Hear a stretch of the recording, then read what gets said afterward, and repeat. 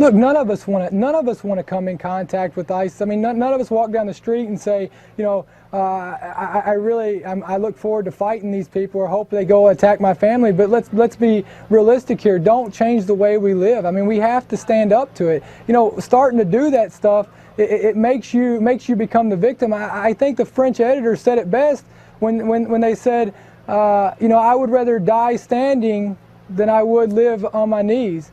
And I mean, that's really how we have to look at life. Yep, absolutely. Robert Spencer, director of Jihad Watch, a New York Times best-selling author, joins us. Robert, how serious a threat is it that ISIS has penetrated military websites and could get not only information that they claim to have, such as addresses and names of family members of military personnel, but also, you know, other classified information?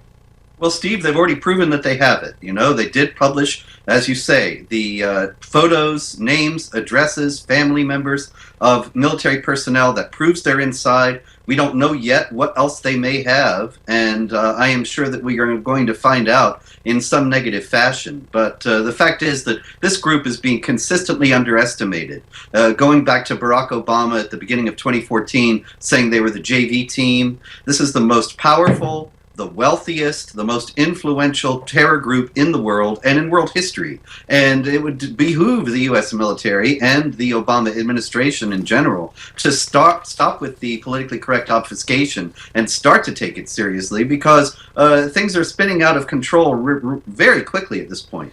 Can't we not only, I mean, let's put the military aspects aside. No, we could do more there because we're doing nothing. And I know that we could bomb the heck out of them and probably annihilate them if we wanted to very quickly. But can't we do more?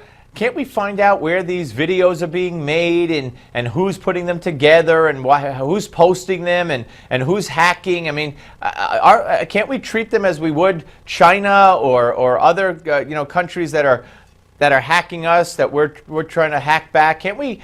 Why aren't we fighting them cyber-wise? Steve, I think here again, it's because the threat is being underestimated. The State Department has its ridiculous Think Again, Turn Away program on Twitter, where it slings insults at jihadis and Islamic State members, and pretends that there is a peaceful and moderate Islam that the jihadis know that they are transgressing against, which is not in the least the case. And that's about it. You're absolutely right. There ought to be a great deal more. There ought to be a full-scale cyber campaign against these people who are, after all, making very sophisticated use of the internet, not only for propaganda, but for terrorist plotting. And we're lagging very, very far behind because nobody really thinks that this is a problem. All right, let's move on to Bowe Bergdahl. I don't know. I don't know what's going to happen here. You know, now they're coming up with his excuse. We're getting bits and pieces throughout the day. He supposedly told investigators he left the base not with the intention of never coming back, but he was looking for another U.S. military base so he could report alleged wrongdoings and irregularities at his base.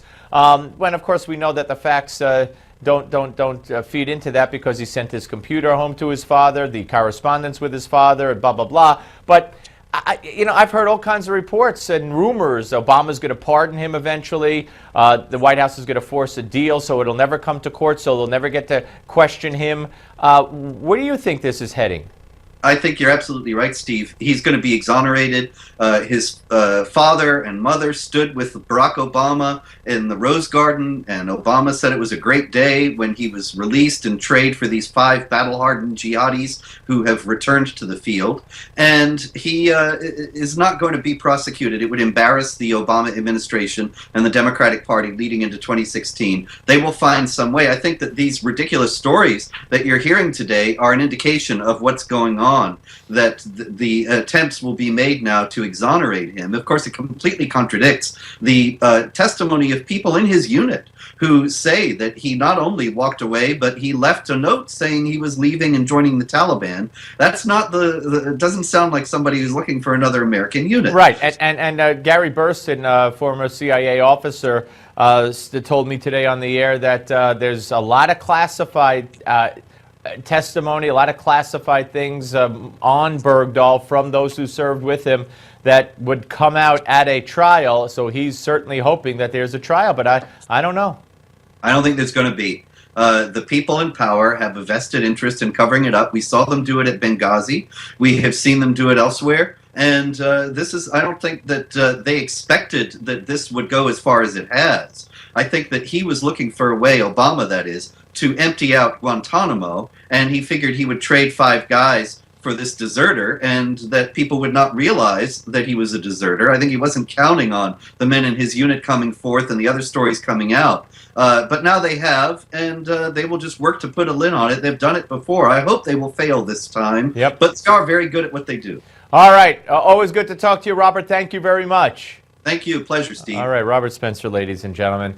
All right, ladies and gentlemen, we haven't done this in a while, but we're doing it today. Coming up at 4:40 Eastern Time today, we're opening the phone lines up to our viewers to discuss the ongoing nuclear negotiations with Iran and reports that President Obama is caving to Iran's demands. So here's what you do. You call us at 844-741-3100, 844-741-3100. Again, 844-741-3100. Write it down to have your voice heard. I'll give it to you one more time because I know you didn't have the pen in hand.